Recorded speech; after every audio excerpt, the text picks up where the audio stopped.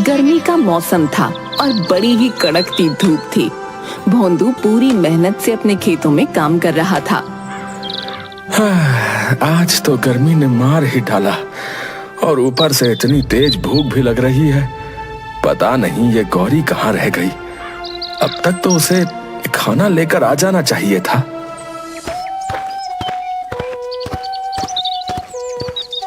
भोंदू गौरी के इंतजार में भूखा बैठा होता है और गौरी तो अभी तक घर से निकली भी नहीं होती है।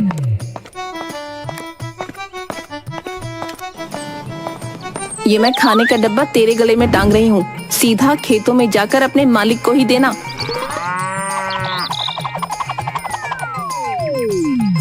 और हाँ, यहाँ रास्ते में टहलने मत लग जाना, समझी? मैं काय को घूमूंगी यहाँ वहाँ। आप तो मालकिन मेरे को एकदम आवारा समझती है। तो क्यों ना समझूं? पूरा गांव तेरी हरकतों से परेशान है। जब मर्जी निकल जाती है और आवाराओं की तरह घूमती रहती है। ऊपर से कभी तो किसी का नुकसान कर देती है तो कभी किसी का। अरे मालकिन, जरा थोड़ा अपनी ट्रेन को ब्रेक लगाओ। आज के लिए मेरी इतनी तारीफ काफी है। अपन अब चलती है, मालिक अपन का इंतजार कर रहा होगा। हाँ हाँ, जल्दी निकल। पता नहीं कौन कौन सी फिल्में देखकर डायलॉग बाजी करती रहती है। गौरी मटक मटक के आराम से चल रही होती है। उसकी चाल एकदम ऐसी होती है कि मानो कोई हीरोइन चल रही हो। अरे ओ गौरी, अरे कहाँ चली हमारे गांव की हीरोइनी? अरे भीड़ू, मेरे गले में डब्बा नहीं दिखता क्या तुमको? मैं जा रही है अपने मालिक को खाना देने। अच्छा अच्छा, जाओ जाओ, बस याद रखना कहीं भूल मत जाना। अरे ये सब के सब मेरे पीछे पड़ गए हैं।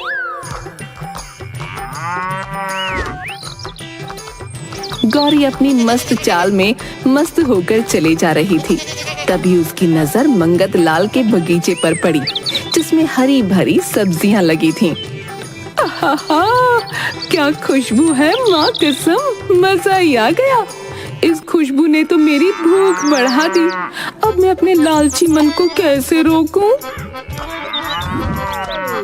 गौरी से रुका ही नहीं जाता और वो मंगत लाल के बगीचे में झांककर देखने लगती है। बगीचे में बड़ी हरी भरी सब्जियां और लाल लाल टमाटर लग रहे थे। अब तो गौरी के मुंह से लार ही टपकने लगी। रुक जा गौरी, रुक जा, वरना कहीं मालकिन को पता चला तो तेरी काली चमड़ी को उधेड़ कर तुझे गौरी ना कर दे। गौरी अपने मन को समझाकर पीछे हट जाती है, पर उसका मन नहीं मानता। अरे अगर मैं थोड़ी सी सब्जी खा लूंगी तो किसी को क्या ही पता चलेगा। बगीचे में अभी मंगत लाल है भी नहीं। गौरी चुपके से मंगत लाल के बगीचे में घुस जाती है और उसकी सब्जियां खाना शुरू कर देती है। थोड़ी थोड़ी करके भी गौरी का मन नहीं भरता और वो मंगत लाल का पूरा बगीचा उजाड़ देती है।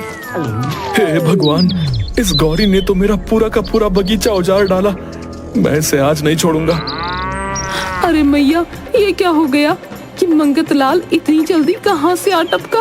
अब मैं क्या करूं? आज तो तू गई गौरी, अब तुझे मैं छोड़ने वाला नहीं हूँ। भाग गौरी भाग, आज तुझे मंगत लाल जिंदा नहीं छोड़ेगा। गौरी सीधा खेतों की तरफ भागती है।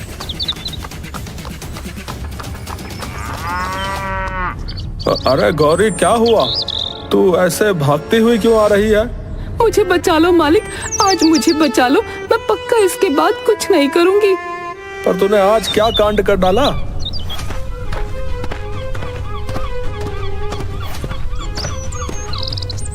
मेरा पूरा बगीचा उजाड़ कर भागी है तुम्हारी गौरी। पता है कितना नुकसान कर दिया मेरा? मुझे अभी के अभी अपने नुकसान की भरपाई चाहिए। ये क्या किया गौरी तूने? तुझे पता है ना घर के हालात क्या हैं? और तूने इतना बड़ा नुकसान कर डाला। मुझसे गलती हो गई मालिक, और इस मंगत लाल ने भी तो अपना बगीचा खुला छोड़ रखा था। अब हम जानवर तो इतनी ताजी ताजी सब्जियां देखकर मचल ही जाएंगे ना। ओहो, देखो तो, ये तो वही बात हो गई कि उल्टा चोर कोतवाल को डांटे। देखो मंगत लाल, मेरी गौरी ने बहुत बड़ी गलती की है। तुम इसे इस बार माफ कर दो। ये आगे से तुम्हारे बगीचे के आसपास भी नहीं दिखेगी, है ना गौरी?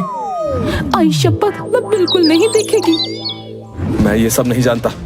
मुझे मेरे नुकसान की भरपाई चाहिए बस, वरना मैं सरपंच के पास जा रहा हूं।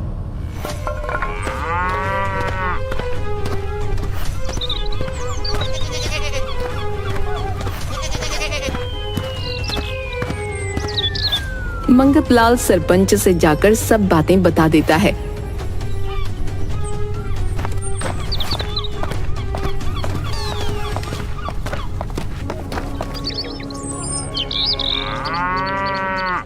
सरपंच गौरी और भोंदू को खड़ा करके उनसे बगीचे की भरपाई करने को बोलता है, पर भोंदू के पास बिल्कुल पैसे नहीं होते। अब अगर तुम मंगत लाल को पैसे नहीं दे सकते तो तुमको उसके बदले अपनी भैंस देनी होगी। हाँ, हमें कोई दिक्कत नहीं है, आप ये भैंस मंगत लाल को दे दो।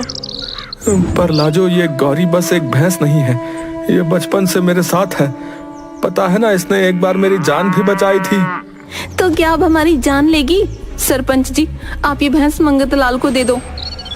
नहीं सरपंच जी, कोई और रास्ता तो होगा। एक रास्ता है, तुम भैंस के बदले अपने खेतों की कुछ जमीन मंगत लाल को दे दो तो उसके नुकसान की भरपाई हो जाएगी। अब भोंदू सोच में पड़ जाता है कि मंगत लाल को अपनी जमीन दे या गौरी को। मुझे सोचने के लिए एक दिन का वक्त चाहिए सरपंच जी। अब ठीक है, तुम अच्छे से सोच लो और कल तक बता देना। अच्छा? अरे इसमें सोचने जैसा क्या था? चुपचाप इस भैंस को दे देना था ना उस मंगत लाल को। क्या इस भैंस को बचाने के लिए जमीन दे दोगे? अरे लाजो, बस भी करो, मुझे जरा कल तक सोचने का मौका तो दो।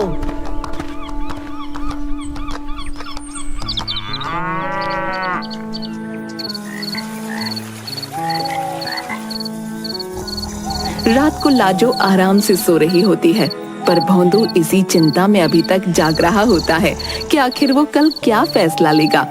गौरी को अपने मालिक की हालत पर बड़ा तरस आ रहा होता है। वो रात को अकेले ही घर से निकल जाती है। घूम ले गौरी, आज अच्छे से घूम ले। कल मालिक तुझे उस मंगत लाल को दे देगा तो वो तुझे 24 घंटे खूंटे से बांध कर रखेगा। अरे यार, आज किसके घर में चोरी करें? हैं? तुझे क्या लगता है किसके घर में ज्यादा माल होगा? वो देख, मंगल लाल के घर की खिड़की खुली पड़ी है। चल उसी के घर में चोरी करते हैं। उसकी बेटी की अगले हफ्ते शादी है। घर में सोना चांदी पैसा जरूर मिलेगा। हाँ, ये तो तूने सही बोला। चल जल्दी चल।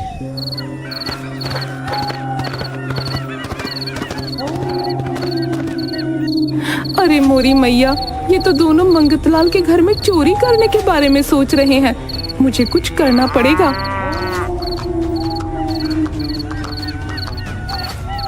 दोनों चोर मंगत लाल के घर में घुस जाते हैं और वहां से सारे जेवर और पैसा पोटली में बांधकर खिड़की से कूदकर भागने लगते हैं। गौरी मंगत लाल के घर के आगे खड़ी होकर खूब आवाज देती है, पर मंगत लाल तो घोड़े बेचकर सोया पड़ा होता है। अब मुझे ही कुछ करना पड़ेगा। गौरी उन दोनों चोरों के पीछे भागती है। दोनों चोर गांव के कोने में एक टूटे फूटे घर में रहते हैं। वो घर के बाहर उस पोटली को जमीन में गाड़ देते हैं। अच्छा, तो यहाँ छुपा रहे हैं चोरी के गहने और पैसे।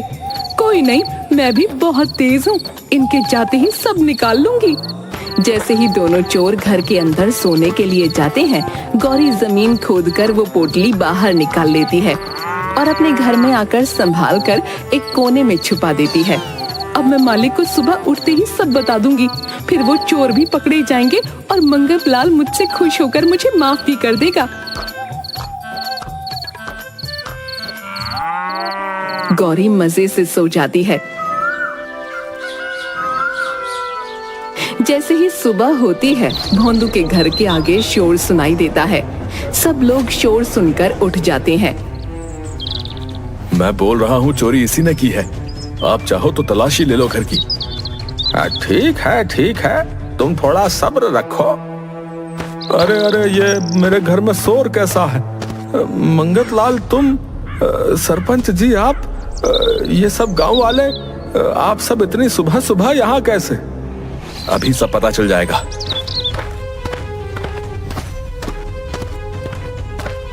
मंगतलाल भोंदू के घर के अंदर घुसा चलाता है और सब जगह तलाशी करने लगता है। अरे भैया, ये तुम मेरे घर में क्या कर रहे हो? क्या ढूंढ रहे हो ऐसे?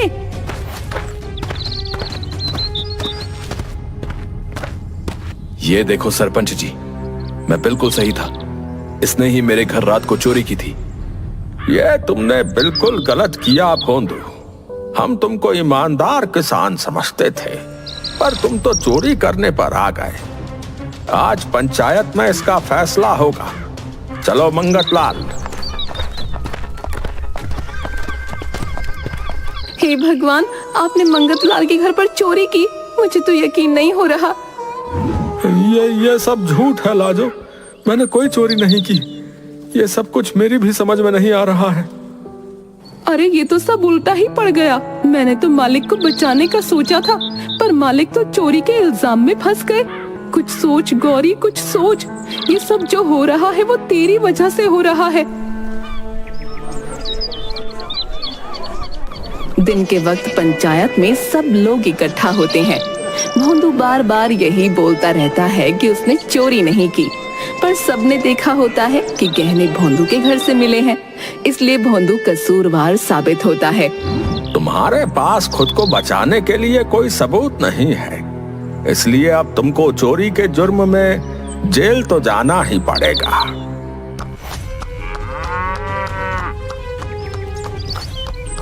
नहीं, मेरे मालिक चोर नहीं है। उस रात 2 चोर मंगतलाल के घर में घुस रहे थे।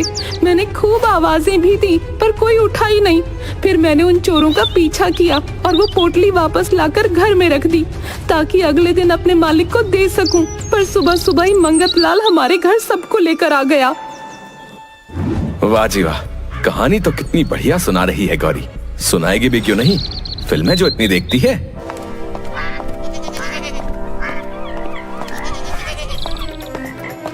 गौरी झूठ नहीं बोल रही है। रात को गौरी की मुझे चिल्लाने की काफी देर तक आवाज आई थी, पर मुझे लगा वो हमें परेशान करने आई है। गौरी की बात में कुछ तो सच्चाई है। हमें ऐसे भोंदू काका को सजा नहीं देनी चाहिए। अब ऐसी बात है गौरी, तो बताओ कहाँ रहते हैं वो चोर? गौरी सबको लेकर उन चोरों के घर जाती है। जैसे ही सरपंच घर का दरवाजा खोलता है तो सामने बैठे दोनों चोर चोरी किया हुआ पैसा गिन रहे होते हैं। गांव के लोगों को देख दोनों चोर खिड़की से भागने लगते हैं, पर गांव के लोग उनको पकड़ लेते हैं। अब पंचायत में दोनों चोरों को सजा मिलती है। भोंदू बेकसूर साबित होता है, पर अभी उसको फैसला लेना होगा कि वो मंगतलाल को अपनी जमीन देगा या अपनी भैंस। अब मुझे कुछ नहीं चाहिए सरपंच जी। आज गौरी की वजह से मेरे पैसे और मेरी बेटी के गहने मुझे वापस मिल गए। मुझे और क्या चाहिए। गौरी, तुमने मुझे बचा लिया। मैं तुम्हारा बहुत आभारी हूँ। हाँ, हम सब गौरी के आभारी हैं, क्योंकि गौरी ने न जाने कितने गरीब लोगों को लुटने से बचाया है। और भोंदू को अपनी गौरी पर बड़ा ही गर्व महसूस होता है।